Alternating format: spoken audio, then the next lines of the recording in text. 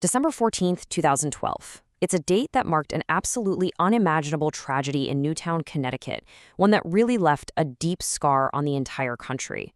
So in this explainer, we're going to walk through the facts of what happened at Sandy Hook Elementary, look at the investigation that tried to make sense of it, and explore the profound, lasting echo it left behind. We're going to start with just one number, 28. That's the total number of lives that were lost on that single day. 20 of them were first-grade children. 6 were heroic educators. It also includes the shooter's mother and the shooter himself. It's a number that just represents such a staggering, sudden, and heartbreaking loss. So to really grasp the shock of this, you have to understand what Newtown, Connecticut was like. We're talking about a quiet, peaceful community, about 28,000 people, a place where violent crime was, well, almost non-existent. Get this, in the entire decade before the shooting, there had been only one homicide. It just felt like the kind of place that was completely insulated from the kind of horror that was about to unfold. All right, the horror of that day, it actually started before he even got to the school. The 20-year-old shooter first shot and killed his mother, Nancy Lanza, at their home. Then he took her car and drove straight to Sandy Hook Elementary. And what's just so chilling is that the entire attack inside that school, from the second he got in to the very last gunshot, it was all over in less than 5 minutes. Okay, let's break down that timeline.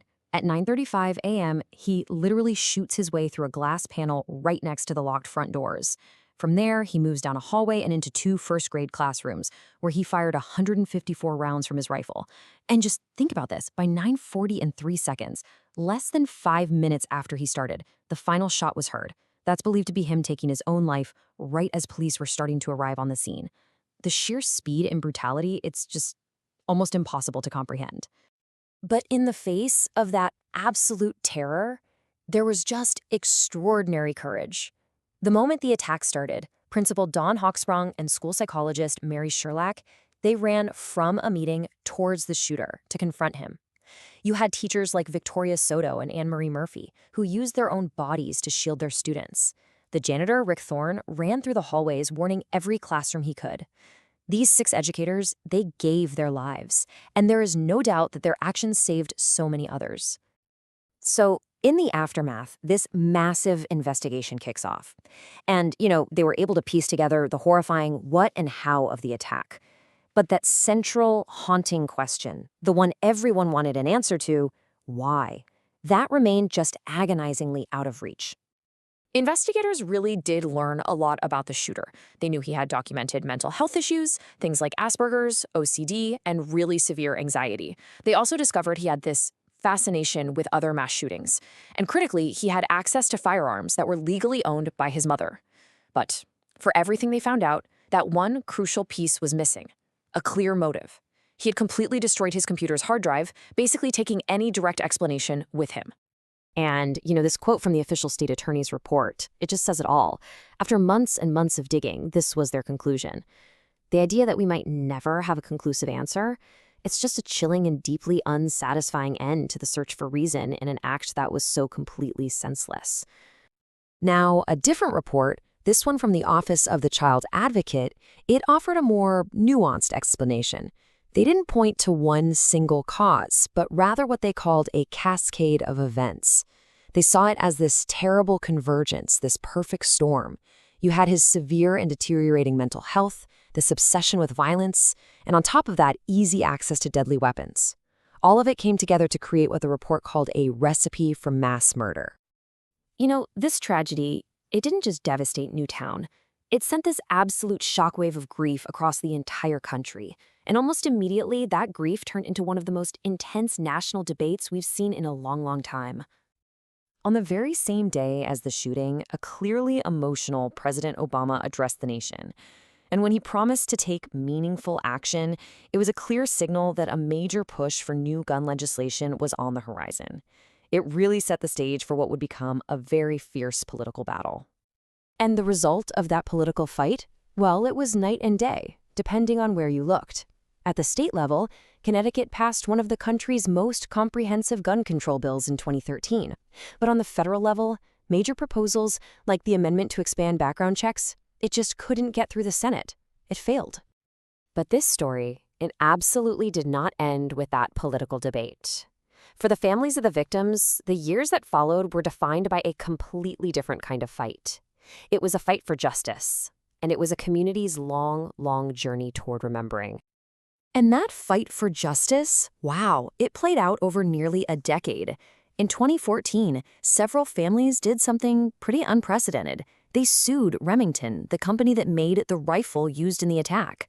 Then, 4 years after that, they sued the conspiracy theorist Alex Jones, who had been just relentlessly and cruelly claiming the shooting was a hoax. Both of these legal battles took years and years, but they both ended in landmark victories in 2022.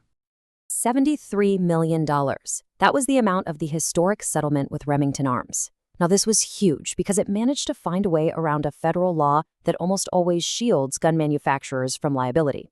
How'd they do it? The families successfully argued that the company's aggressive military-style marketing for that weapon was just completely irresponsible. And then there was this number, roughly $1.5 billion.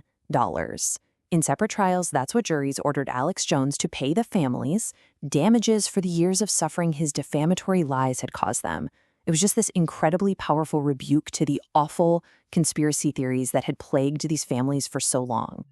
So while all these legal battles were going on, the community of Newtown was also physically rebuilding. The original school building, which was a crime scene and just such a painful reminder, it was torn down.